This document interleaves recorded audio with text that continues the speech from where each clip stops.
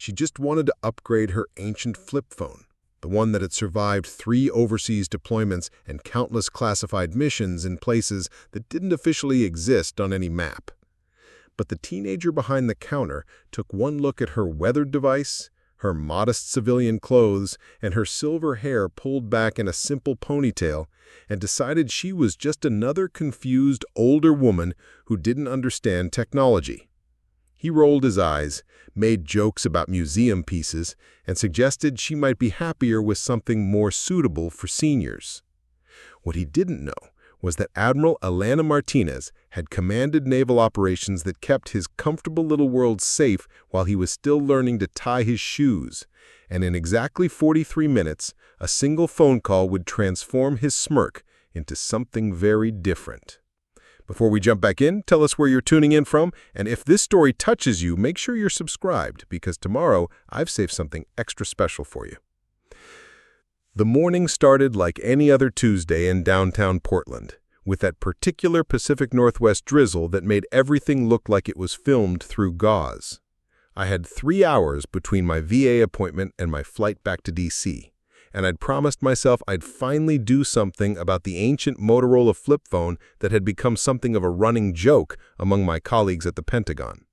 The thing was older than most of the junior officers I worked with, its silver paint worn down to metal in places where my thumb had pressed the same buttons thousands of times over the years. I'd kept it for sentimental reasons, I suppose. It had been with me through Afghanistan, through the Horn of Africa, through late nights in situation rooms when the fate of American servicemen and women hung on encrypted conversations that traveled through its simple circuits. The phone had never failed me, never dropped a call when lives depended on clear communication, never betrayed my location when operational security meant the difference between mission success and body bags coming home. But sentiment doesn't keep up with modern security protocols, and my IT department had been increasingly insistent that I upgrade to something with better encryption capabilities. The irony wasn't lost on me that a device which had once been cutting-edge military technology was now considered a relic by teenagers who'd never had to make a life-or-death decision more complex than choosing their coffee order. The cell phone store sat wedged between a coffee shop and a vintage clothing boutique on Burnside Street, its windows plastered with advertisements for the latest smartphones and wireless plans. The interior was all bright white surfaces and gleaming displays, designed to make everything look futuristic and essential. Electronic music pulsed softly from hidden speakers, mixing with the constant chatter of sales pitches and the electronic beeping of demonstration devices. Behind the main counter, 3 employees were engaged in what appeared to be a heated discussion about some viral video they'd seen online. The youngest couldn't have been more than 19, with perfectly styled hair and a name tag that read Kyle in the store's branded font. Next to him stood a woman about my daughter's age, her name tag reading Madison, who was gesturing animatedly with a smartphone in her hand. The third was older, maybe 30, with the air of someone who'd been promoted to assistant manager and took the responsibility very seriously. His name tag proclaimed him Derek, and he wore his polo shirt with the crisp precision of someone trying to project authority in a job that commanded very little. I approached the counter with my old Motorola in hand, waiting patiently for a break in their conversation. The habits of military courtesy die hard, and I'd learned long ago that demanding immediate attention rarely produced better results than simply making my presence known and waiting for acknowledgement. Kyle noticed me first. His eyes immediately dropped to the flip phone in my palm. I watched his expression change from polite customer service neutrality to barely concealed amusement, and I felt that familiar tightness in my chest that came from being underestimated by people who'd never been tested by anything more challenging than a difficult customer. "Can I help you with something?" he asked, his tone carrying just enough condescension to make it clear he thought this interaction would be more trouble than it was worth. "I need to upgrade my phone," I said simply, holding up the Motorola. "Something with better security features and encryption capabilities." Madison looked up from her device and let out a short laugh that she tried to disguise as a cough. "Oh, wow, I haven't seen one of those in forever. My grandmother had one just like it until we finally convinced her to join the 21st century. Derek stepped forward with the kind of smile that managers practice in front of mirrors, all teeth and no warmth. "Ma'am, I think we can definitely find something more appropriate for your needs. Most of our senior customers really love the simplified interfaces on our basic models. Large buttons, easy-to-read displays, emergency contact features." The assumption hit me like a slap, not because it was malicious, but because it was so casual, so automatic. They looked at my graying hair, my practical clothing, and my old phone and immediately filed me into a category that had nothing to do with who I actually was or what I actually needed. "I'm not looking for a simplified interface," I said, keeping my voice level. "I need something that can handle encrypted communications, secure messaging, and multi-level authentication protocols." Kyle exchanged a glance with Madison that was so loaded with shared amusement I could practically hear their internal dialogue. "Crazy old lady thinks she needs spy phone features, probably watches too much NCIS." "Ma'am," Derek said, his voice taking on the patient tone usually reserved for children and the mentally impaired, "those features are really designed for business users and government contracts. They're pretty complex, and honestly, most people never use even half the capabilities of a basic smartphone. Why don't I show you our selection of user-friendly options?" He gestured toward a display case filled with phones that looked like they'd been designed by committee to be as unoffensive as possible. Large icons, bright colors, features marketed specifically to people who were assumed to be intimidated by technology. I felt that familiar calm settle over me, the same emotional distance that had gotten me through hostile negotiations with warlords and tense briefings with senators who thought military leadership should defer to their political wisdom. I'd learned long ago that anger was a luxury I couldn't afford, that maintaining composure in the face of disrespect was often the most powerful response. "I understand your recommendation," I said, my voice carrying just enough authority to make Derek pause mid-gesture. "However, my requirements are specific. I need a device capable of handling classified communications." Madison actually laughed out loud this time, not bothering to disguise it as anything else. "Classified communications? Are you serious? Lady, this isn't a spy movie. We sell phones to regular people." Kyle nodded along with enthusiasm that suggested he thought he was part of something clever. "Yeah, and honestly, those government security features are just marketing anyway. Nobody actually needs that stuff unless they're actually in the military or something." The irony was so sharp, I almost smiled. Instead, I simply nodded and placed my old Motorola on the counter with the careful precision I'd learned from decades of handling sensitive equipment. "I see. Well, thank you for your time." Derek seemed to realize that his staff had perhaps gone a bit too far in their amusement, but his attempt at damage control only made things worse. "Now, ma'am, I'm sure we can find something that works for you, maybe something with a nice big screen and simple navigation." "I'm quite sure you can't," I replied, picking up my phone and turning toward the door. "Have a good day." As I walked away, I heard Kyle mutter something about crazy conspiracy theorists and Madison's giggle in response. Derek shushed them, but not before the damage was done. They'd shown me exactly who they were and what they thought of people like me, and I'd filed that information in the same mental drawer where I kept notes on unreliable allies and potential security risks. Outside, the Portland drizzle had intensified into actual rain, and I stood under the store's awning for a moment, considering my options. I could drive to another store, deal with a different set of employees who might or might not be more professional. I could wait until I got back to DC and handle the upgrade through official channels. Preparing and narrating this story took us a lot of time, so if you are enjoying it, subscribe to our channel. It means a lot to us. Now back to the story. Or I could make a phone call that would turn this into what my old commander used to call a teaching moment. I pulled out the ancient Motorola and scrolled through my contacts until I found the number I was looking for. Captain Sarah Chen had been my aide-de-camp for 3 years before taking a position with naval intelligence, and she'd always been particularly good at handling situations that required both discretion and a certain degree of creative problem-solving. "Admiral Martinez?" Her voice came through clear and professional despite the distance. "How can I help you today?" "Sarah, I need you to do me a favor. I'm standing outside a cell phone store in Portland, and I need you to call the manager and activate my government account access. I'll text you the store information." There was a brief pause, and I could almost hear her smile through the phone. "Would this be the same cell phone store where you've been attempting to conduct routine business as a private citizen?" "The very same." "And am I correct in assuming that the staff has been less than accommodating?" "You could say that." "Consider it handled, Admiral. Give me 15 minutes."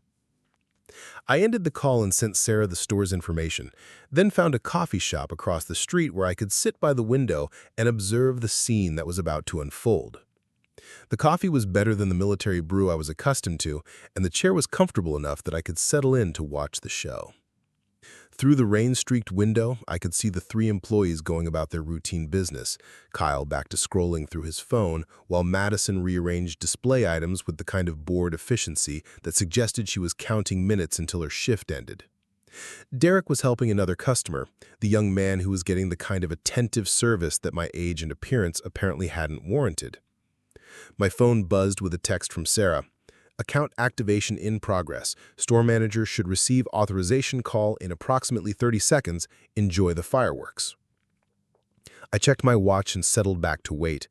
37 years of military service had taught me the value of patience, and some lessons were worth waiting for. The call came exactly when Sarah had predicted.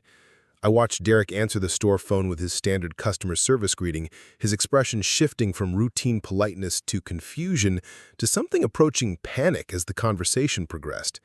He began gesturing frantically to Kyle and Madison, who looked up from their tasks with the kind of alarm that suggested Derek was not normally given to dramatic displays. Derek's voice carried across the street, even through the rain and the coffee shop's windows, though I couldn't make out specific words. What I could see was his body language changing from confident manager to someone who was realizing he'd made a very serious mistake. He kept looking toward the window as if trying to spot me among the pedestrians hurrying through the rain. Kyle and Madison clustered around Derek as he spoke in urgent, hushed tones, their earlier amusement replaced by the kind of wide-eyed concern that comes from suddenly understanding that consequences might actually apply to their actions. Madison's hand went to her mouth in the universal gesture of, "Oh no, what have we done?" while Kyle's face went through several shades of pale that I wouldn't have thought possible given his earlier confidence. The call lasted approximately 8 minutes, during which Derek took what appeared to be extensive notes while asking questions that required increasingly lengthy explanations from whoever Sarah had connected him with. By the time he hung up, all three employees were staring at the phone as if it had just delivered news of an incoming asteroid strike. I finished my coffee and made my way back across the street, taking my time and enjoying the way Derek's eyes kept darting toward the door as if I expected to materialize with a team of federal agents. The electronic chime that announced my entrance seemed louder than before, or perhaps the store had simply gone very quiet. Derek approached me with the kind of careful respect usually reserved for unexploded ordnance. "Admiral Martinez," he said, and I noticed his voice had lost all traces of the condescending patience he'd displayed earlier. There's been a misunderstanding." Kyle and Madison stood behind the counter looking like they were witnessing their own professional execution, which in a sense they probably were. I noticed that Kyle's phone had disappeared entirely, and Madison was standing at rigid attention in a way that suggested someone had explained to them exactly how badly they'd miscalculated. "Has there been?" I asked mildly, approaching the counter with the same measured pace I'd used in countless military briefings where the wrong word could derail negotiations that had taken months to arrange. "Yes, ma'am," Derek said, and I noted the switch from ma'am delivered with barely concealed impatience to ma'am delivered with the kind of respect that comes from understanding exactly who you're addressing. "I've just been informed of your security clearance level and your government account status. We have everything you need for encrypted communications, and I want to personally ensure that your requirements are met exactly." I looked at Kyle and Madison, both of whom seemed to be trying to disappear into the floor through sheer force of will. "I see, and my requirements have changed since our last conversation." Derek swallowed hard. "No, ma'am, your requirements were clear from the beginning. I failed to listen appropriately." The admission hung in the air like smoke from a discharged weapon, and I let it settle before responding. Military leadership had taught me that sometimes the most powerful response was simply allowing people to fully comprehend the weight of their own words. "Kyle," I said, turning to address the young man directly. "Madison, would you like to explain to me what's different about this interaction compared to our previous conversation?" Kyle looked like he wanted to be anywhere in the world, possibly including active combat zones. "Ma'am, we made assumptions. We weren't professional." You made assumptions based on what exactly? Madison found her voice, though it came out smaller than before. Based on how you looked, your age, your phone. You thought I was just a confused older woman who didn't understand technology. Yes, ma'am. And what you've learned in the last 15 minutes has changed that assessment? Derek stepped forward, clearly trying to shield his employees from the full impact of their mistake, though I appreciated that he wasn't trying to excuse their behavior. "Admiral, we've learned that you're a senior naval officer with top-secret clearance and authority over classified communication systems. We've learned that what we interpreted as technological inexperience was actually operational security and protocol adherence." I nodded slowly. "In other words, you've learned information that was available to you from the moment I walked through that door if you'd simply listened to what I was telling you, instead of deciding what you thought I needed based on your preconceptions." The silence that followed was the kind that makes people want to fill it with apologies and explanations, but I'd learned that silence could be more educational than any lecture. I let it stretch until I could see that all three of them understood not just what they'd done wrong, but why it mattered. "Derek," I said finally, "I assume you have devices that meet my stated requirements." "Yes, ma'am. Absolutely. The latest military-grade encryption, multi-level authentication, secure messaging protocols. Everything you specified." "Then I suggest we proceed with the transaction." What followed was perhaps the most professional customer service experience I'd had in recent memory. Derek personally handled my account setup, ensuring that every security feature was properly configured and that my government access credentials were properly integrated into the system. Kyle and Madison worked with quiet efficiency to transfer my contacts and settings, treating my old Motorola with the kind of reverence usually reserved for historical artifacts. The new phone was impressive, sleek, and powerful in a way that my old device had never been. But what struck me most was how different the entire interaction felt when approached with genuine respect and attention to actual requirements rather than assumed limitations. As Derek completed the final setup procedures, he cleared his throat with the hesitant air of someone trying to navigate unfamiliar territory. "Admiral, if I may ask, what you said about operational security and protocol adherence, that old phone, it wasn't just sentimental value, was it?"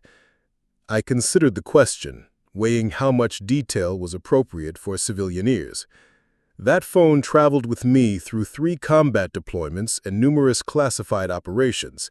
It never failed, never compromised operational security, never broke down when reliable communication was the difference between mission success and American casualties. When you've depended on a piece of equipment to keep your people alive, you develop a certain attachment to its reliability." Kyle spoke up for the first time since my return, his voice careful and respectful. "Admiral, when you first came in, you said you needed security features for classified communications. Were you being literal about security requirements?" "Young man, in my position, being literal about security requirements isn't just important, it's a matter of national security. Every device I use, every communication protocol I follow, every security measure I implement has the potential to affect operations that involve American lives. When I tell someone I need encrypted communications capabilities, I'm not being dramatic or paranoid. I'm being precise about requirements that matter." The weight of that explanation settled over the store like fog rolling in from the ocean. I could see them processing not just the magnitude of their mistake, but the implications of what it meant to make assumptions about people whose responsibilities they didn't understand. Madison raised her hand slightly, as if asking permission to speak. "Admiral, how do we not make this mistake again? How do we know when someone's requirements are really that serious?" It was a good question, the kind that suggested she was thinking beyond just avoiding future embarrassment to actually learning something meaningful from the experience. "The simple answer," I said, "is that you listen to what people tell you instead of deciding what you think they need. When someone gives you specific technical requirements, take them seriously. When someone tells you they need particular capabilities, assume they know what they're talking about until proven otherwise. And remember that the person standing in front of you might have experiences and responsibilities that aren't immediately obvious from their appearance." Derek nodded thoughtfully.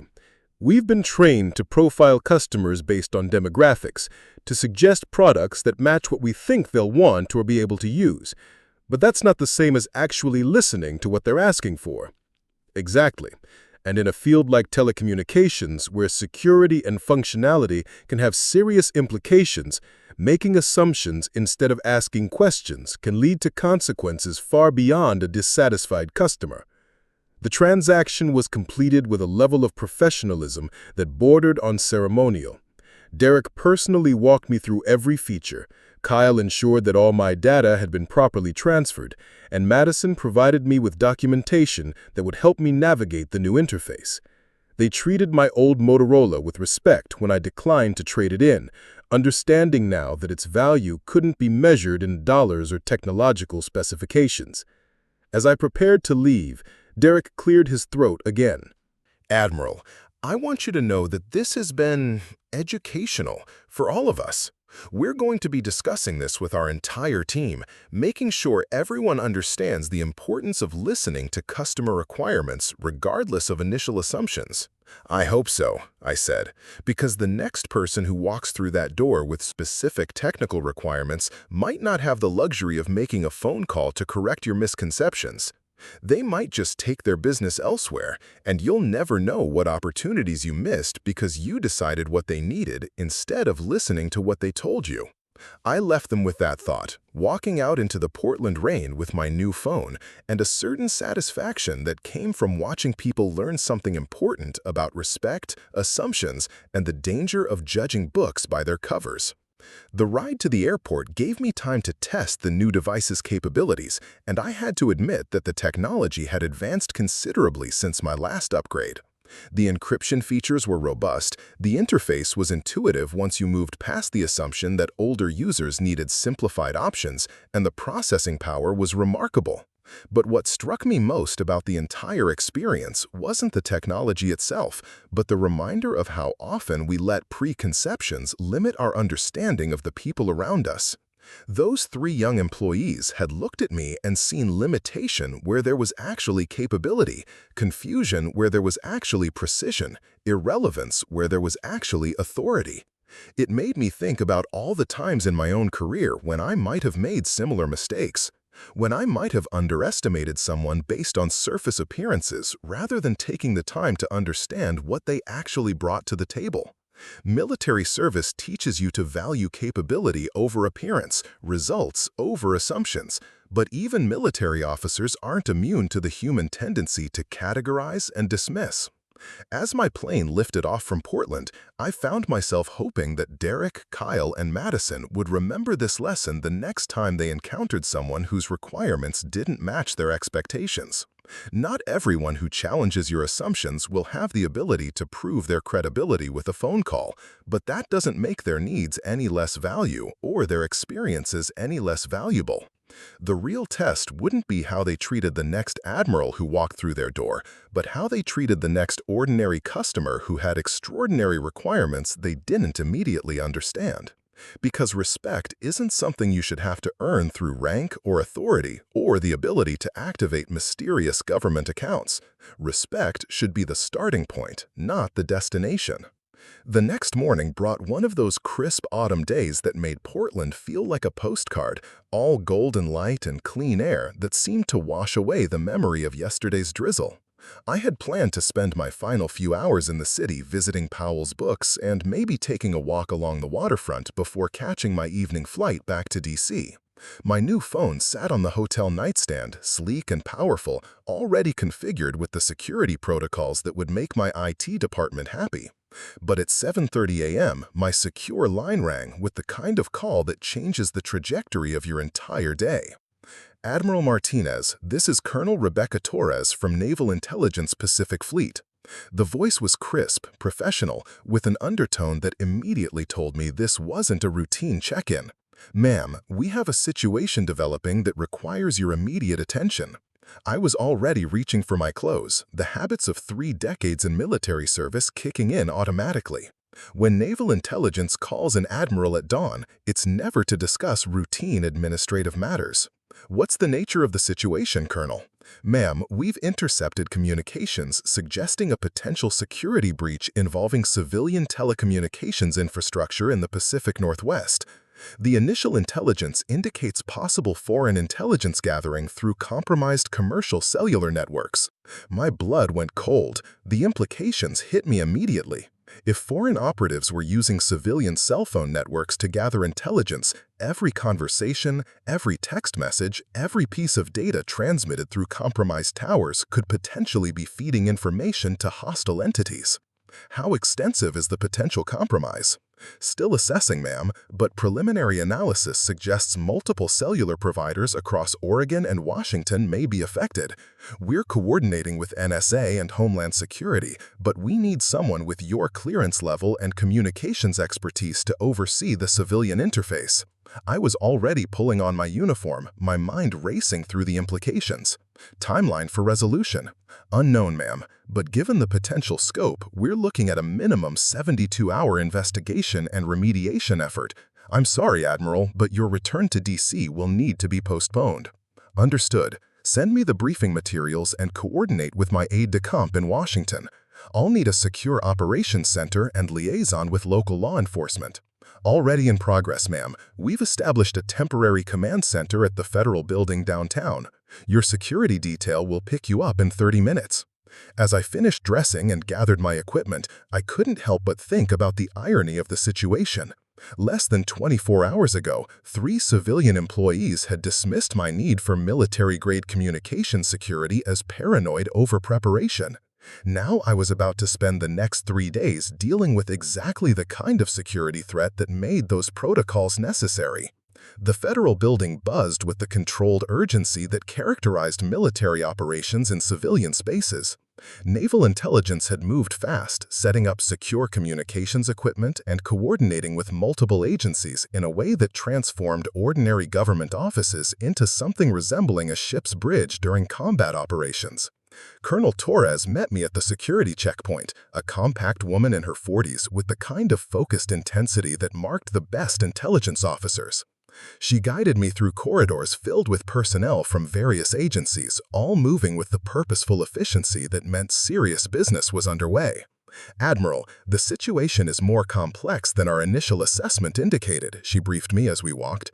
We're not just looking at passive intelligence gathering. There's evidence of active manipulation of civilian communications, potentially including the ability to intercept, modify, or block specific types of transmissions. We entered the temporary command center, a conference room that had been transformed into something resembling a miniature Pentagon situation room. Multiple screens displayed network maps, communication flowcharts, and real-time monitoring data from cellular towers across the region. Technicians from NSA, FBI, and Naval Intelligence worked at stations that hummed with the quiet intensity of people trying to solve a puzzle where the stakes were measured in national security. "What's our current understanding of the threat vector?" I asked, studying the displays while mentally organizing the priorities that would guide our response. A young NSA analyst looked up from his workstation. "Ma'am, it appears the compromise involves sophisticated firmware modifications to cellular tower equipment. The alterations are subtle enough to avoid detection during routine maintenance, but comprehensive enough to allow extensive data collection and potentially signal manipulation." The implications were staggering.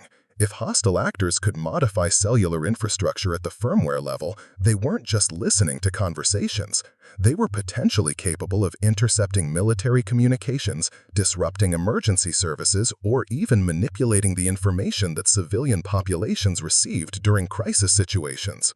How many towers are we talking about? I asked. Current assessment indicates potential compromise of 37 towers across Oregon and Washington, with possible expansion into Northern California and Idaho, Colonel Torres replied. The pattern suggests a coordinated operation that's been in development for months, possibly years. I felt the familiar weight of command settling on my shoulders, the knowledge that decisions made in this room would ripple outward to affect thousands of people who would never know how close they'd come to a catastrophic security breach. Colonel, I need you to coordinate with local law enforcement to establish security perimeters around all affected towers.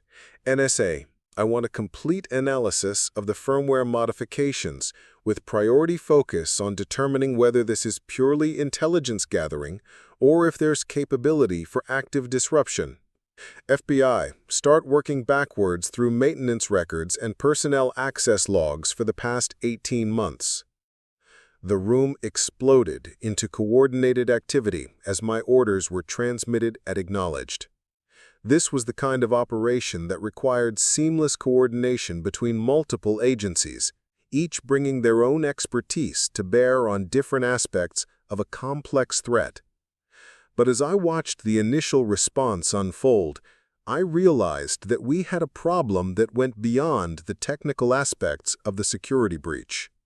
The civilian cellular providers were going to resist cooperation, not out of malice, but out of fear of the financial and public relations consequences of admitting their networks had been compromised. Colonel Torres, what's our liaison situation with the civilian providers? Challenging, ma'am. Initial contacts have been met with corporate legal departments and requests for formal documentation of federal authority.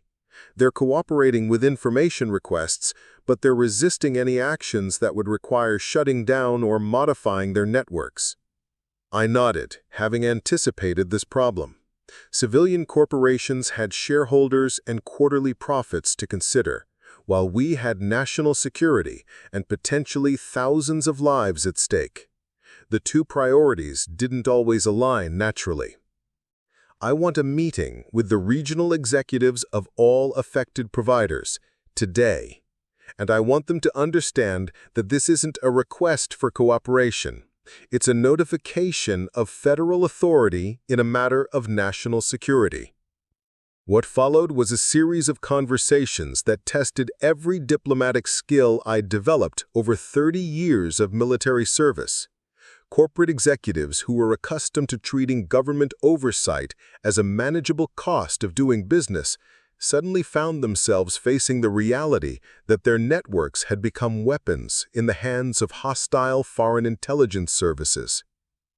The meeting took place in a conference room that the FBI had secured at a downtown hotel, neutral territory that wouldn't give any one provider the psychological advantage of meeting on their home ground.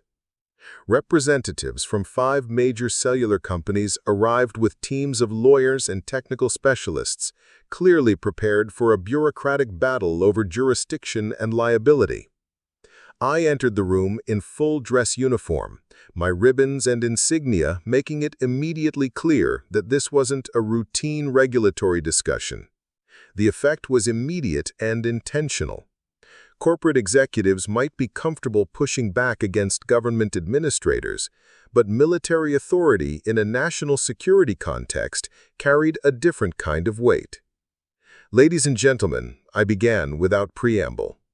Your cellular networks have been compromised by hostile foreign intelligence services. The modifications to your infrastructure represent an active threat to American national security, and we are implementing immediate remediation measures under federal authority. The room erupted in exactly the kind of corporate objections I'd expected. Questions about legal authority, concerns about service disruptions, demands for evidence and documentation. I let them talk until they'd exhausted their initial protests, then raised a hand for silence. I understand your concerns about service disruptions and customer impact, I said, my voice carrying the quiet authority that had gotten entire fleets to listen during critical operations. However, I need you to understand the alternative scenario. If these network compromises are allowed to continue, hostile actors will have the ability to intercept every communication that passes through your towers. Military communications, emergency services, personal conversations, financial transactions, medical data. Everything. The lawyer for the largest provider, a woman who clearly hadn't gotten where she was by backing down from difficult negotiations, leaned forward. "Admiral, with all due respect, we need to see documentation of federal authority before we can agree to any network modifications that would impact our customers." I had been prepared for this moment, and I reached into my briefcase for a folder that contained documents that would transform this meeting from a negotiation into a directive. These are emergency authorization documents signed by the Secretary of Defense and co-signed by the Director of National Intelligence, I said, placing the folder on the table where everyone could see the official seals and classifications. "They grant me temporary authority over all civilian telecommunications infrastructure deemed relevant to national security in the Pacific Northwest region." The silence that followed was the sound of corporate resistance meeting federal authority backed by national security imperatives. I watched as the lawyers scanned the documents, looking for loopholes or limitations that would give them negotiating room, but finding instead the kind of comprehensive federal power that left no room for corporate maneuvering. "Furthermore," I continued, "I want you to understand that this isn't just about protecting your networks. If hostile intelligence services are using your infrastructure to gather information about American citizens, you become unwilling accomplices to espionage operations against your own customers.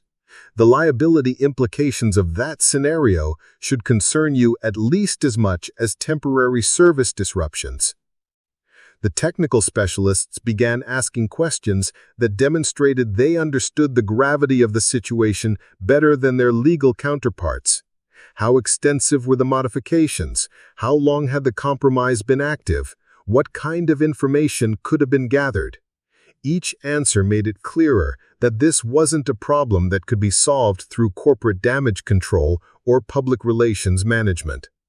The executive from the second largest provider, a man who clearly rose through technical ranks rather than business school, finally asked the question that cut to the heart of the matter. "Admiral, what exactly are you asking us to do?" "I'm asking you to cooperate fully with our technical teams as they identify and remove the compromised firmware. I'm asking you to temporarily shut down affected towers in a coordinated fashion that minimizes service disruption while maximizing security restoration. And I'm asking you to understand that this is happening whether you cooperate willingly or we invoke federal emergency powers to take control of your networks." The threat was implicit but unmistakable. We could do this the easy way, with corporate cooperation and shared responsibility for protecting American communications, or we could do it the hard way, with federal seizure of telecommunications infrastructure and all the legal and financial consequences that would follow.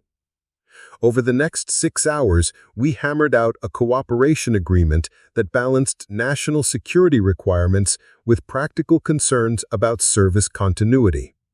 The cellular providers would work with our technical teams to identify compromised equipment, coordinate temporary shutdowns to allow for firmware replacement, and implement enhanced security protocols to prevent future infiltration. But the real test came when we began the actual remediation work. The first tower we targeted was located in an industrial area outside Portland, a 70-foot structure that served several residential neighborhoods and a small business district. The tower site was surrounded by a chain-link fence topped with razor wire, standard security for critical infrastructure, but somehow more ominous given what we now knew about the equipment it protected. Our technical specialists worked with equipment that looked like a cross between standard telecommunications gear and something from a science fiction movie, devices capable of analyzing firmware at the machine code level and identifying modifications that had been designed to be undetectable.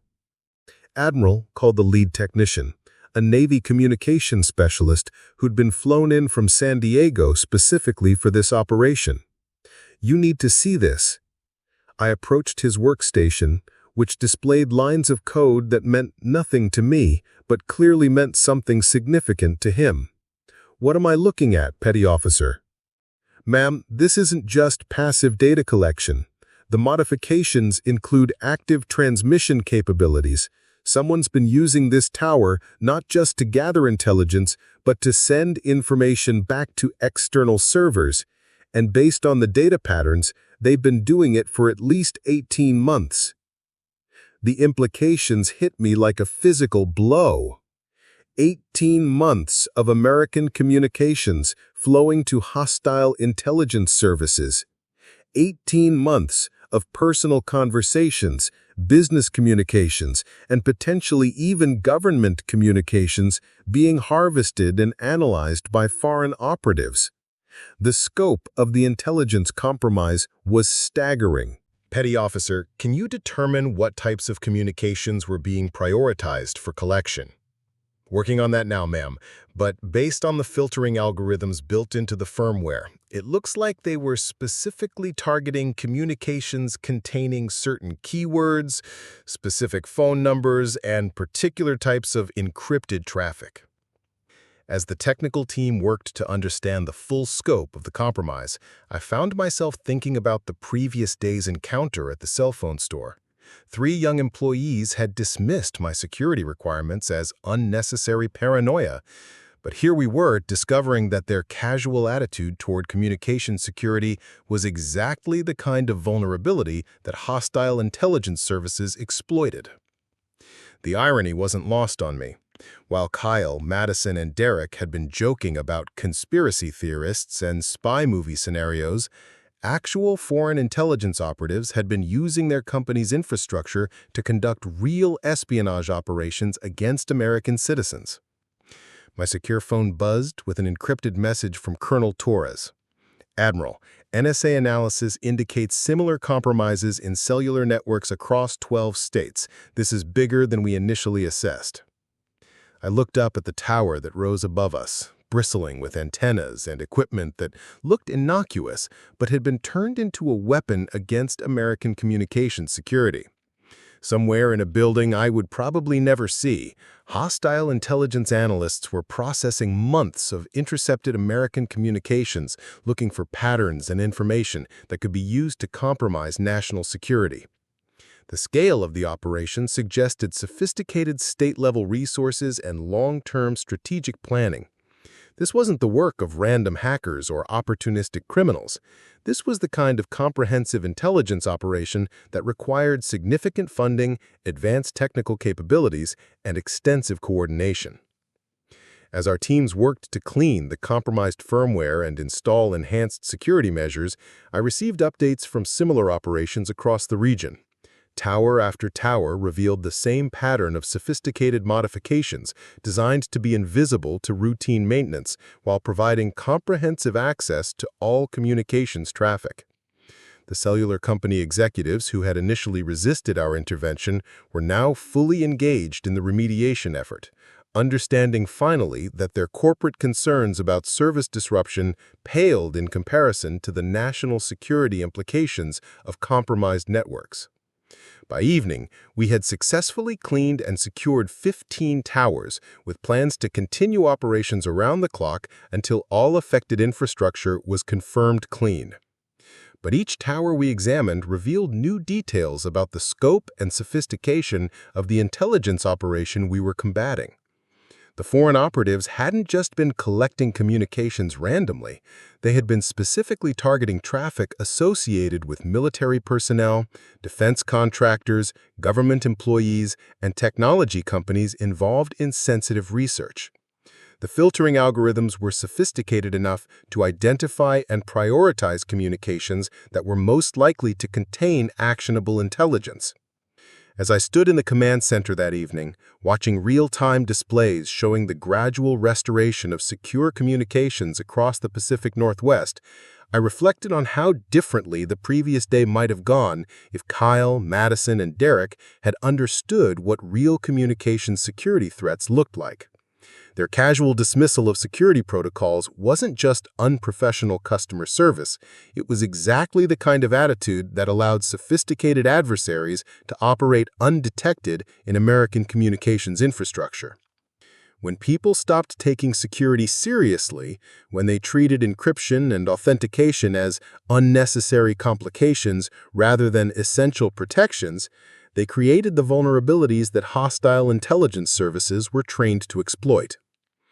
The next 48 hours would bring revelations that would make the Portland Tower compromises look like preliminary reconnaissance compared to the full scope of the intelligence operation we were uncovering.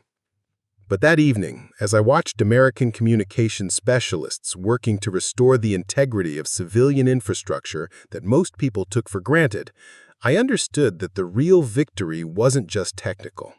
The real victory was the reminder that security wasn't paranoia, that threats weren't theoretical, and that the protocols and procedures that seemed burdensome to civilians like Derek and his employees were actually all that stood between American communications and hostile intelligence services that never stopped looking for new ways to exploit our openness against us. Tomorrow would bring new challenges, new discoveries about the scope of the compromise we were fighting. But tonight, American communications were a little more secure because people were finally taking security seriously.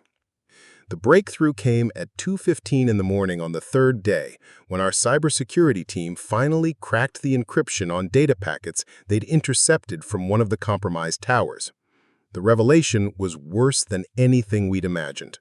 The hostile intelligence operation hadn't just been collecting American communications for analysis, they'd been building detailed profiles of American citizens, mapping social networks, identifying key personnel in sensitive positions, and creating what amounted to a comprehensive database of potential intelligence targets. I stood in the command center, reading reports that made my blood run cold.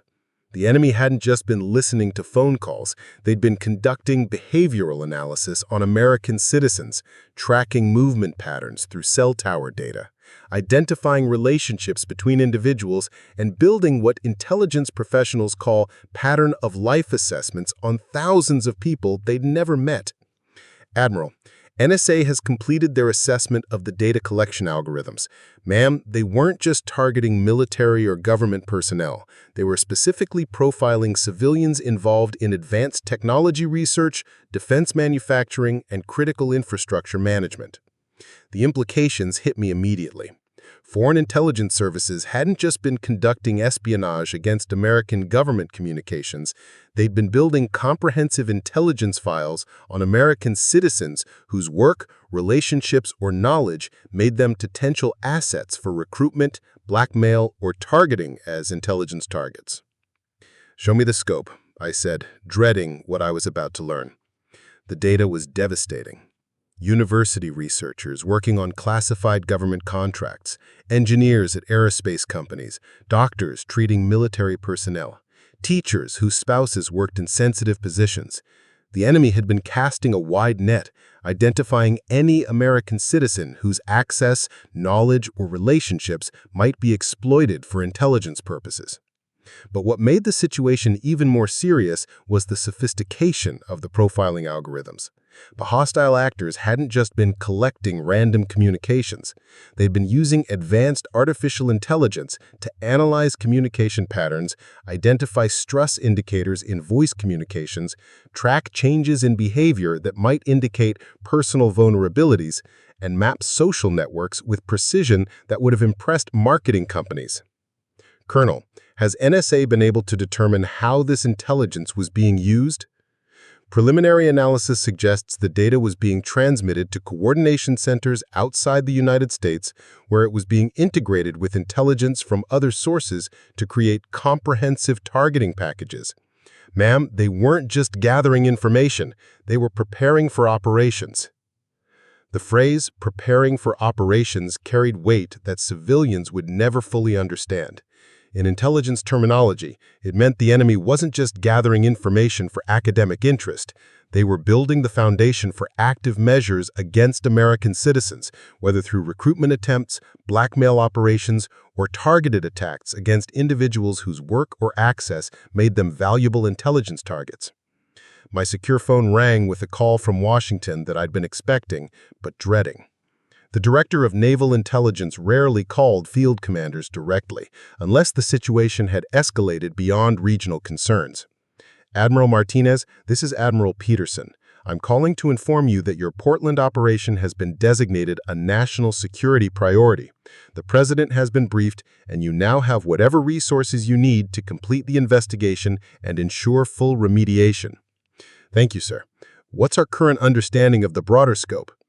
NSA assessment indicates similar operations in at least 30 states, with evidence suggesting a coordinated intelligence campaign that's been active for approximately 3 years. Admiral, this represents the most comprehensive foreign intelligence penetration of American civilian communications infrastructure we've ever discovered. 3 years. The number echoed in my mind as I considered what it meant. 3 years of American citizens going about their daily lives, making phone calls, sending text messages, conducting business, sharing personal information, all while foreign intelligence services monitored, recorded, and analyzed every communication for potential exploitation. The scale of the betrayal was almost incomprehensible. Millions of Americans had been unwitting participants in an intelligence operation that treated their most personal communications as raw material for foreign espionage operations. Parents talking to their children, couples making dinner plans, friends sharing secrets, business partners discussing sensitive deals. All of it harvested and processed by hostile intelligence services looking for ways to exploit American vulnerabilities. Sir, what are the political implications? How much of this can be disclosed to the public? That's being discussed at the highest levels. Obviously, the telecommunications companies are concerned about public confidence in cellular security. Congressional leadership is concerned about panic. But the president's priority is ensuring that American citizens understand the scope of the threat they've been facing. After the call ended, I found myself thinking about the employees at the cell phone store where this had all begun for me. Kyle, Madison, and Derek had treated communications security as an abstract concern, something that existed only in the imaginations of paranoid customers who watched too many spy movies. They'd had no idea that while they were joking about conspiracy theorists, actual foreign intelligence operatives were using their employer's infrastructure to conduct real espionage operations against American citizens. The irony was so sharp it was almost painful. The very security features they'd dismissed as unnecessary were exactly what would have prevented the kind of comprehensive surveillance that had been conducted against millions of Americans. Military-grade encryption, secure authentication protocols, advanced security measures weren't paranoid over-preparation. They were basic protections against threats that were real, active, and ongoing. At 6 in the morning, I made a decision that wasn't required by my orders, but felt necessary for reasons I couldn't entirely articulate. I was going to visit that cell phone store one more time. Not as a customer, but as an admiral who now understood exactly how their casual attitude toward security had contributed to a national security crisis. The store didn't open until 10, but I could see through the windows that Derek was already inside, probably preparing for another day of selling phones to customers whose security needs he didn't understand. I knocked on the glass door and watched his expression change from routine annoyance at an early customer to recognition to something approaching panic as he realized who was standing outside his store. He opened the door with the careful respect that people show when they know they're in the presence of authority they don't fully understand. Admiral Martinez, we're not officially open yet, but of course, please come in. Is there something wrong with your phone? There's nothing wrong with my phone, Derek. But there's something very wrong with the communications infrastructure in this country, and I thought you and your employees might be interested in understanding what real communications security threats look like. Kyle and Madison arrived for their shifts within minutes of each other, and I watched their faces as they processed my presence in their store. They clearly remembered our previous interactions, and the anxiety in their expressions suggested they understood that my return probably wasn't coincidental. "I want to tell you a story," I said, positioning myself where all three of them could hear clearly. 3 days ago, naval intelligence discovered that cellular towers across Oregon and Washington had been compromised by foreign intelligence services. The enemy had been using civilian telecommunications infrastructure to conduct espionage operations against American citizens for approximately 3 years. The silence that followed was the sound of abstract concepts becoming concrete reality. I could see them processing the implications, understanding gradually that the security threats they dismissed as paranoid fantasies were actually ongoing operations that had affected millions of Americans. The modifications to cellular tower firmware were sophisticated enough to avoid detection during routine maintenance, but comprehensive enough to allow complete access to all communications passing through affected towers. Phone calls, text messages, data transmissions, everything. Madison's hand went to her mouth in a gesture that suggested she was beginning to understand the magnitude of what I was describing. "You mean someone was actually listening to people's phone calls?" Someone was collecting, recording, analyzing, and transmitting American communications to hostile foreign intelligence services. But it wasn't random collection. They were using advanced algorithms to identify and prioritize communications from specific types of people: military personnel, government employees, defense contractors, technology researchers, anyone whose work or relationships made them potential intelligence targets. Kyle's face had gone pale as the implications sank in. How many people were affected? Current estimates suggest millions of Americans across multiple states, but the scope of the operation was even more sophisticated than simple eavesdropping. The enemy was conducting behavioral analysis, mapping social networks, tracking movement patterns, and building comprehensive profiles that could be used for recruitment, blackmail, or targeting operations.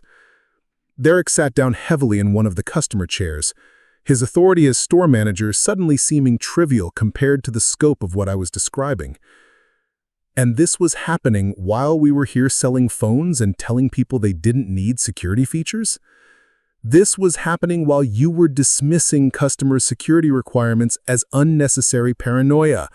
This was happening while you were joking about conspiracy theorists and spy movie scenarios. This was happening while you were treating military-grade encryption and secure authentication protocols as marketing gimmicks rather than essential protections against real threats. The weight of their failure settled over the store like dust after an explosion. I could see them, understanding, perhaps for the first time, that their casual attitude toward security wasn't just unprofessional customer service, it was complicity in a vulnerability that had been exploited by hostile intelligence services against American citizens. The security features I requested when I first came here weren't unnecessary complications. They were basic protections against exactly the kind of threats that were actively targeting American communications. When you dismissed those requirements as paranoid over-preparation, you were demonstrating exactly the kind of attitude that allows sophisticated adversaries to operate undetected in American infrastructure. Madison found her voice, though it came out smaller than usual. "What can we do? How do we fix this?" You start by understanding that security isn't theoretical. Every customer who walks through that door might be a target of foreign intelligence services, whether they know it or not. Every phone you sell, every plan you recommend, every security feature you dismiss or promote has real implications for real people facing real threats. I reached into my briefcase and pulled out a folder containing declassified information about communication security threats. Not the classified details of our current operation, but general information that civilians needed to understand about the challenges facing American telecommunications security. I want you to read it, understand it, and use it to educate your customers about why security features matter. Derek accepted the folder with hands that shook slightly, understanding that he was receiving information that would fundamentally change how he understood his job. Admiral, how do we explain this to customers without causing panic? You explain it by treating security as a normal, necessary part of modern communications. You explain it by recommending the strongest security features available rather than the simplest interfaces. You explain it by understanding that the person standing in front of you might be a target of foreign intelligence services, and your recommendation might be the difference between their communications being secure and their personal information being harvested by foreign operatives. Kyle's face had gone pale as the implications sank in. Ma'am, how do we know which customers really need military-grade security? That's the exact wrong question. The right question is, how do you know which customers don't need it? The answer is that you can't know. The university professor buying a phone might be conducting research that foreign intelligence services want to steal. The small business owner might be developing technology that adversaries want to acquire. The teenager getting their first phone might be the child of someone whose work makes them a valuable intelligence target. The implications of that perspective seem to hit all three of them simultaneously. If they couldn't know which customers were potential targets, then the only reasonable approach was to assume that everyone deserved the strongest security protections available. From now on, I continued, when someone asks about security features, you assume they have good reasons for asking. When someone requests military-grade encryption, you provide it without questioning their need. When someone mentions classified communications requirements, you take them seriously instead of dismissing them as paranoid. Madison raised her hand slightly, as if asking permission to speak. Admiral, what about customers who say they don't need security features? People who just want basic phones for calls and texts. You educate them about the threats they don't know they're facing. You explain that foreign intelligence services don't discriminate based on how important customers think their communications are. You help them understand that basic security measures aren't complicated add-ons. They're essential protections in a world where hostile actors view American communications as legitimate targets. The conversation continued for another hour, during which I watched three young employees grapple with the reality that their industry existed at the intersection of consumer convenience and national security. They began asking questions that demonstrated they were thinking beyond just avoiding future embarrassment to actually understanding their role in protecting American communications. As other customers began arriving for the store's official opening, I prepared to leave with the satisfaction of knowing that at least 3 people now understood why communications security mattered. But Derek stopped me at the door with a question that suggested he was thinking about implications beyond his own store. Admiral, how many other businesses are making the same mistakes we made? How many other people are dismissing security requirements as unnecessary when they're actually essential? It was a good question, one that cut to the heart of why the foreign intelligence operation had been so successful for so long.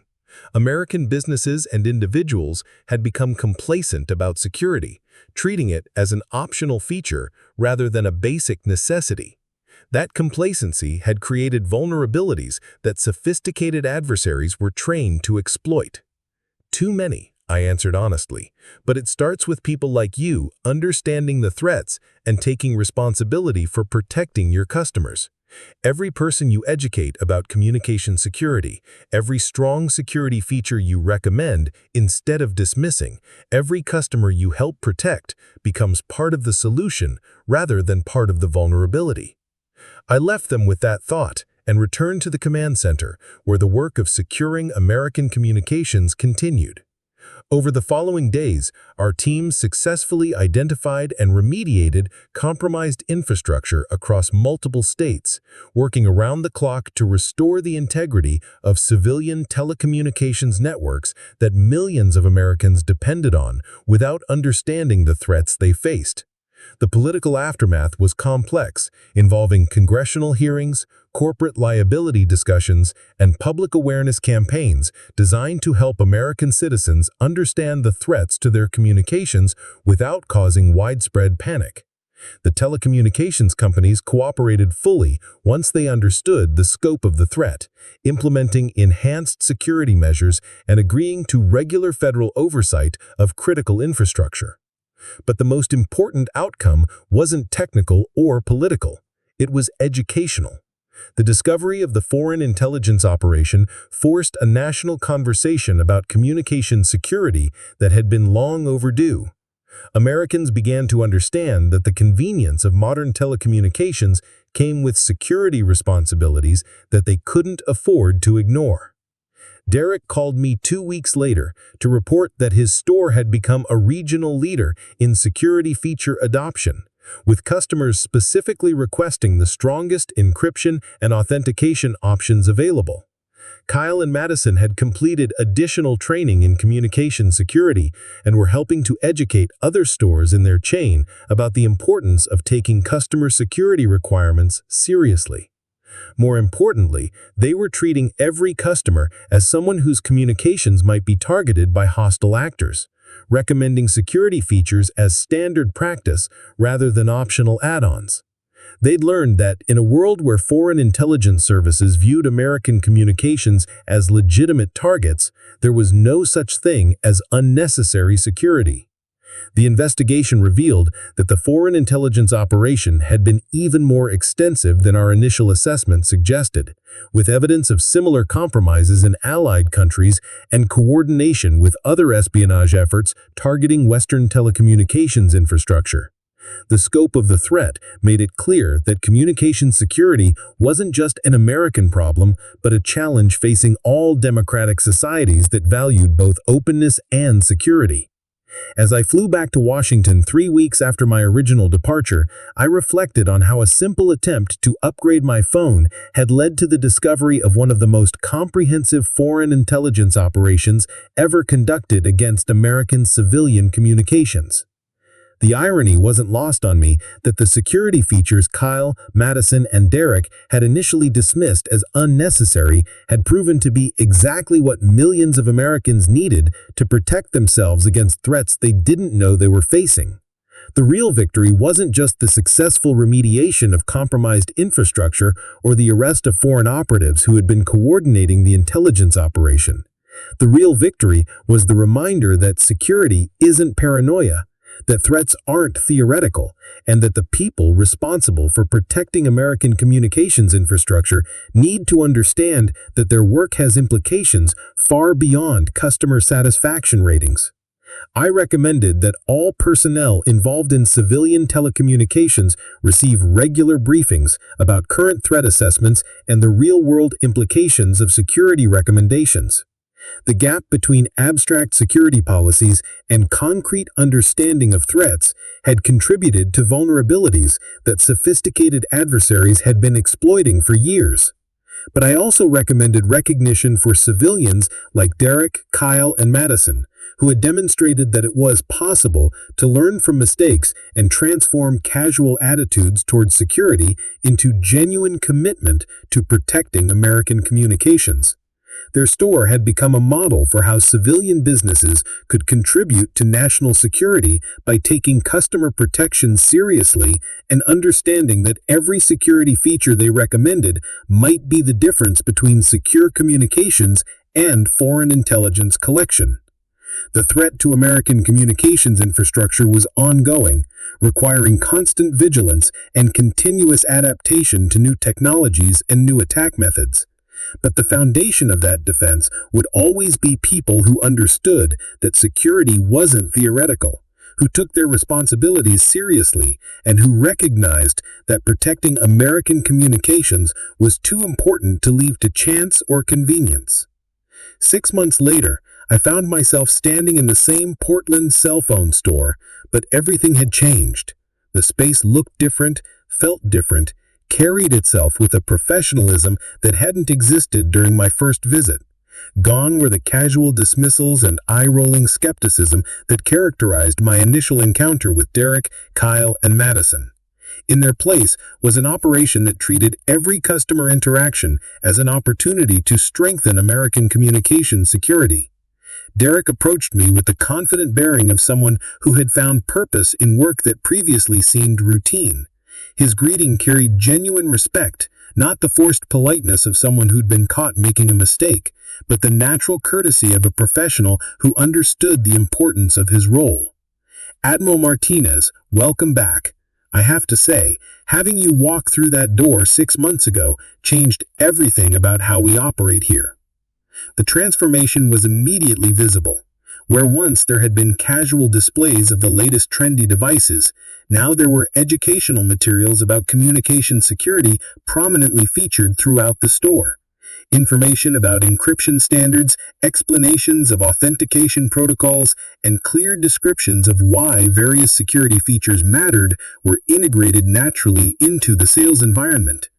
Kyle emerged from behind the counter, and I barely recognized the serious young professional he had become. The dismissive teenager who'd once joked about conspiracy theorists had been replaced by someone who moved with purpose and spoke with authority about subjects he'd previously treated as fantasy. Ma'am, I wanted to thank you personally, not just for the lesson you taught us, but for helping us understand that what we do here actually matters. I never realized that selling phones could be part of protecting national security. Madison joined us, and her transformation was equally remarkable. The young woman who'd once laughed at security requirements now carried herself with the confidence of someone who'd found meaningful work in what others might consider routine retail. Admiral, I've been accepted into a cybersecurity program at Portland State, studying communication security and digital privacy protection. It turns out there's a whole career field built around the things we used to think were just movie nonsense. The changes weren't. But more importantly, we've had zero customer complaints about unnecessary complexity or overselling security features. When you explain the threats clearly and help people understand why protection matters, they want the strongest security available. The success had attracted attention from corporate headquarters, leading to requests for Derek and his team to train other stores in their customer education approach. What had started as a single store learning to take security seriously had become a model for transforming how civilian businesses thought about their role in protecting American communications. The training program has been incredibly rewarding, Derek continued, teaching other store managers and sales staff about real threats, helping them understand that every recommendation they make has implications beyond quarterly sales numbers. We've trained teams from 43 stores across 6 states, and every one of them has seen similar improvements in both customer satisfaction and security adoption. Kyle showed me a display case that had become the centerpiece of their store's educational mission. Inside were examples of compromised devices, recovered equipment from the intelligence operation we'd disrupted, and detailed explanations of how foreign operatives had exploited civilian communications infrastructure. It wasn't designed to frighten customers, but to educate them about threats they needed to understand. We call it the reality check, Kyle explained. When customers ask why they need military-grade encryption for personal use, we show them what actually happened to people who thought basic security was sufficient. Not to scare them, but to help them make informed decisions about protecting their communications. The educational approach had produced results that surprised even the corporate executives who'd initially been skeptical about dedicating retail space to security education. Customers weren't just buying more secure devices, they were requesting training on how to use security features effectively, asking for regular updates about new threats, and referring friends and family members who wanted to improve their communications protection. Madison demonstrated one of their most popular services, a comprehensive security consultation that had become standard for new customers. Instead of simply selling devices, they now conducted threat assessments, evaluated individual security needs, and developed customized protection strategies that addressed specific risk factors. We discovered that when you treat customers as individuals with unique security requirements, rather than demographic categories with assumed limitations, they respond with engagement and appreciation. People want to protect themselves and their families. They just needed someone to explain how. The store had also become an unofficial community resource for communications security education. Local businesses consulted with Derek's team about protecting company communications. Parents brought teenagers in for education about digital privacy and online safety. And senior citizens who'd previously been intimidated by technology were learning to use advanced security features with confidence. The community response has been overwhelming, Derek said. We've had police officers ask us to train their department on secure communications protocols, teachers wanting to understand how to protect student data, small business owners realizing that their communications security affects not just their own operations, but their customers' privacy as well. The transformation extended beyond the store itself to the broader corporate culture of their telecommunications company. Derek had been promoted to Regional Security Education Coordinator, a position created specifically to address the gap between available security technology and customer understanding of why it mattered. Corporate finally understood that security isn't a niche market. It's a fundamental requirement for everyone who uses communications technology in a world where hostile actors view American communications as legitimate targets. The business case for comprehensive security education turned out to be overwhelming. Kyle had been selected for an advanced training program that would qualify him to work directly with government agencies on civilian communications security initiatives. His journey from dismissive teenager to respected security professional demonstrated the potential for individual transformation when people understood the real implications of their work. The government training program has been incredibly rewarding, Kyle said. Learning about actual threat assessments, understanding how foreign intelligence services operate, getting briefed on real cases where strong security made the difference between protection and compromise. It's like discovering that everything we used to think was fiction is actually happening every day. Madison's acceptance into the cybersecurity program represented another kind of success, the transformation of retail workers into security professionals who would spend their careers protecting American communications infrastructure. Her academic focus on communications security had been inspired directly by understanding how civilian businesses could contribute to national security through informed customer service. The university program connects directly with government agencies and defense contractors. Students graduate into positions where they're designing the security systems that protect everything from military communications to civilian infrastructure. And it all started with learning to take customer security requirements seriously. The store's success had also attracted attention from other businesses in the area, leading to informal partnerships that strengthened community-wide communications security. The coffee shop next door now offered secure Wi-Fi networks with military-grade encryption. The business district had implemented coordinated security protocols that protected customer data across multiple establishments. We discovered that security works best when it's comprehensive. Individual businesses protecting their own operations while ignoring broader vulnerabilities just creates weak links that sophisticated adversaries can exploit. Community-wide security cooperation produces better protection for everyone.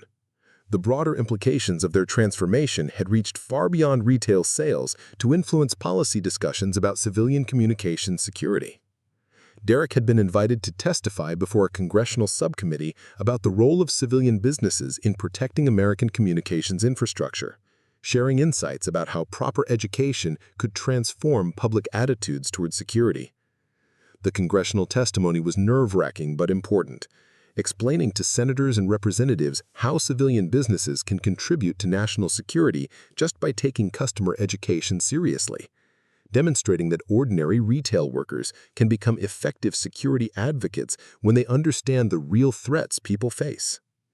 As I prepared to leave, Derek handed me a folder containing documentation of their transformation and its broader impact. Store performance data, customer satisfaction surveys, security adoption statistics, and feedback from other businesses that had implemented similar approaches. Admiral, I wanted you to have this record of what happened after you left. Not just for our store, but for everyone whose approach to communications security changed because of the lesson you taught us. The ripple effects have been extraordinary. The documentation told a story that went far beyond individual redemption to systemic change in how civilian businesses thought about their role in protecting American communications. Improved security practices, enhanced customer education, stronger community cooperation, and better integration between civilian businesses and government security initiatives. Kyle and Madison joined Derek for a final conversation that demonstrated how completely their understanding of their work had evolved. They spoke knowledgeably about current threat assessments, understood how foreign intelligence services operated, getting briefed on real cases where strong security made the difference between protection and compromise. It's like discovering that everything we used to think was fiction is actually happening every day. Madison's acceptance into the cybersecurity program represented another kind of success, the transformation of retail workers into security professionals who would spend their careers protecting American communications infrastructure.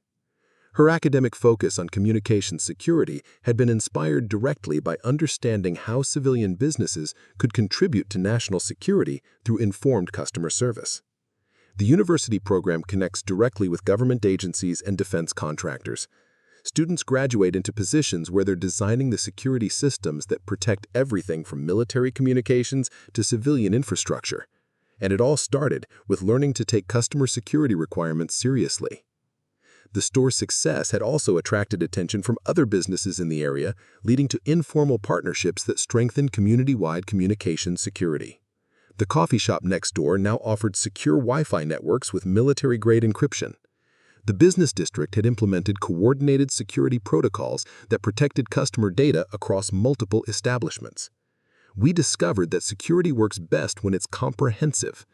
Individual businesses protecting their own operations while ignoring broader vulnerabilities just creates weak links that sophisticated adversaries can exploit. Community-wide security cooperation produces better protection for everyone. The broader implications of their transformation had reached far beyond retail sales to influence policy discussions about civilian communications security.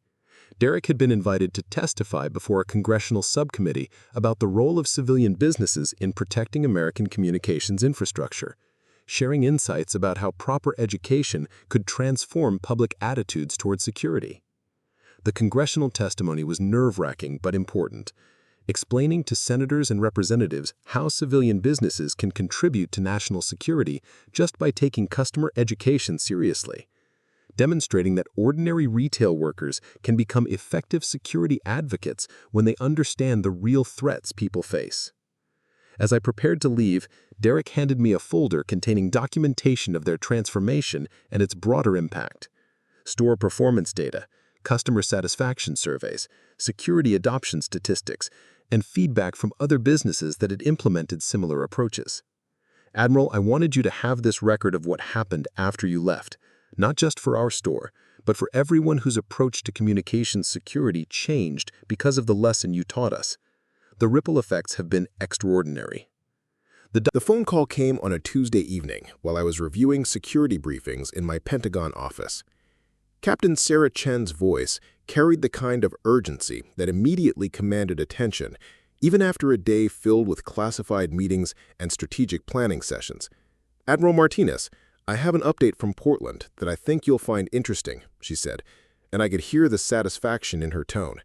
"The store where your communications security lesson took place has been selected as a pilot site for a new Department of Homeland Security initiative." I set aside the briefing documents and focused entirely on the conversation. The transformation of Derek's store had exceeded my expectations, but the idea that it had attracted attention from federal security agencies suggested implications I hadn't anticipated. "What kind of initiative, Captain?"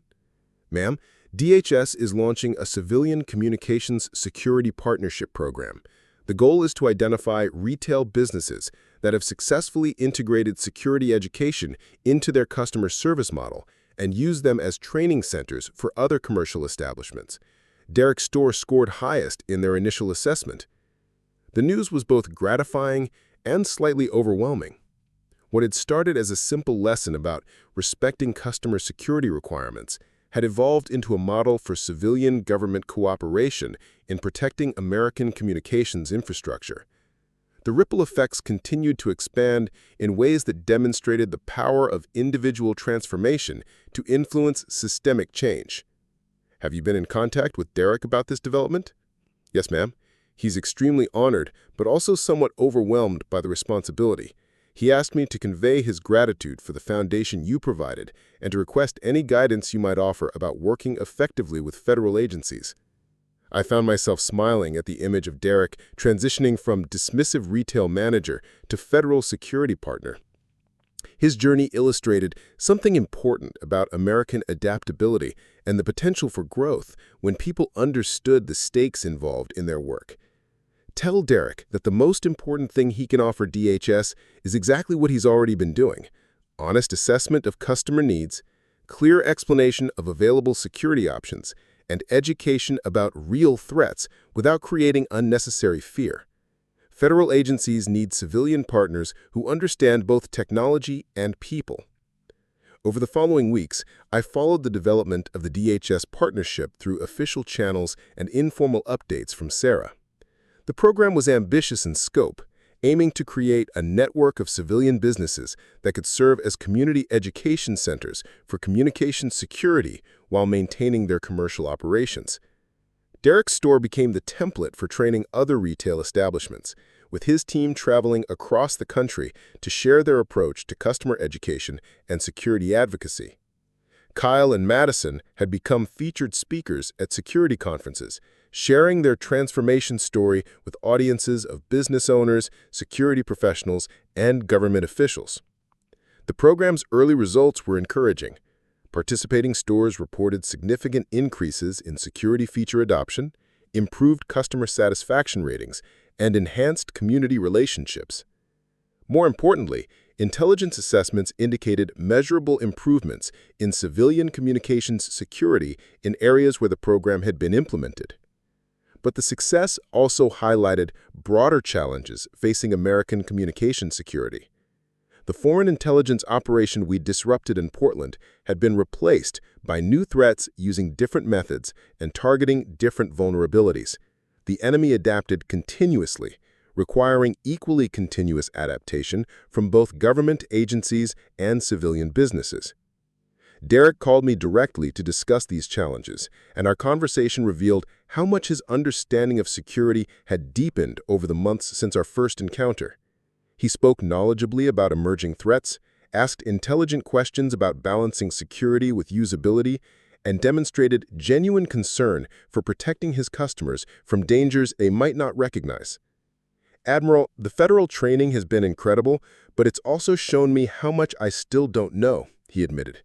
"Every briefing reveals new threats, new attack methods, new ways that sophisticated adversaries are trying to exploit civilian communications. How do we stay ahead of threats that are constantly evolving?" His question cut to the heart of one of the most difficult challenges in modern security. Threats evolved faster than defenses could be deployed, and enemies learned from failed operations to develop new approaches that bypassed previous countermeasures.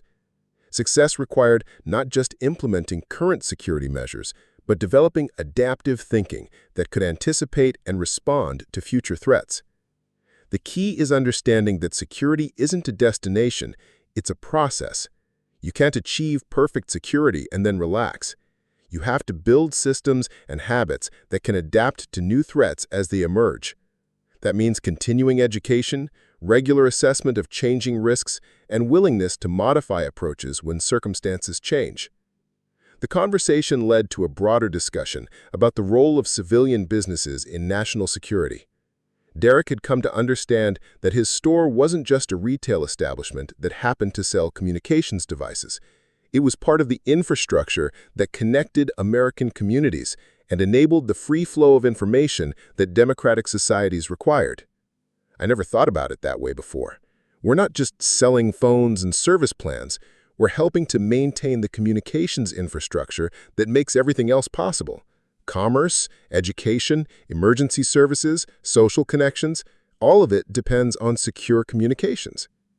His insight captured something essential about the relationship between civilian businesses and national security in democratic societies. Unlike authoritarian systems where security was imposed from above, American security depended on voluntary cooperation between government agencies and civilian institutions. Success required civilians who understood their role and accepted responsibility for contributing to collective protection. The DHS Partnership Program continued to expand, with Derek's store serving as both training center and model for other businesses seeking to enhance their security education capabilities. The approach had been adapted for different types of establishments, from electronics retailers to telecommunications service providers to businesses that handled sensitive customer data. Kyle's acceptance into the government training program led to a position with the Department of Defense, where he worked on developing civilian communications security protocols.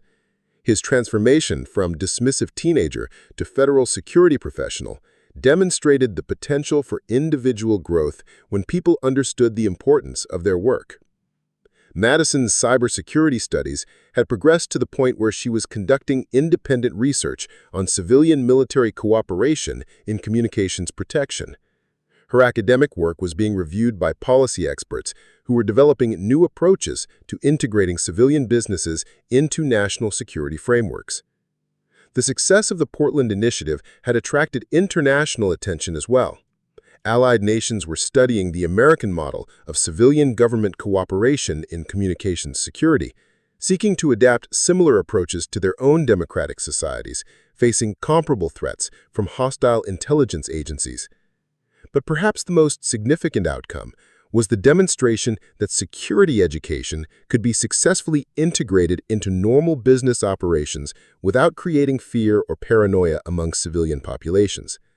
Derek's approach had proven that Americans could learn about real threats and take appropriate protective measures while maintaining the openness and trust that characterized democratic societies. The lesson extended far beyond communications security to broader questions about how democratic nations could protect themselves from sophisticated threats while preserving the values and freedoms that made protection worthwhile. The answer, demonstrated by Derek and his team, was education, responsibility, and recognition that every citizen had a role to play in maintaining both security and liberty. As I reflected on the journey from that first dismissive encounter to the Federal Partnership Program, I was struck by how much could change when people understood the real stakes involved in their daily work. 3 young employees who once treated security as an abstract inconvenience had become effective advocates for protecting American communications from threats they now understood were both real and ongoing. Their transformation proved that the foundation of American security wasn't just military strength or intelligence capabilities, but the willingness of ordinary citizens to take responsibility for protecting the communities and country they valued. In a democracy, security was everyone's responsibility, and everyone's contribution mattered. Up next, you've got 2 more standout stories right on your screen. If this one hit the mark, you won't want to pass these up. Just click and check them out.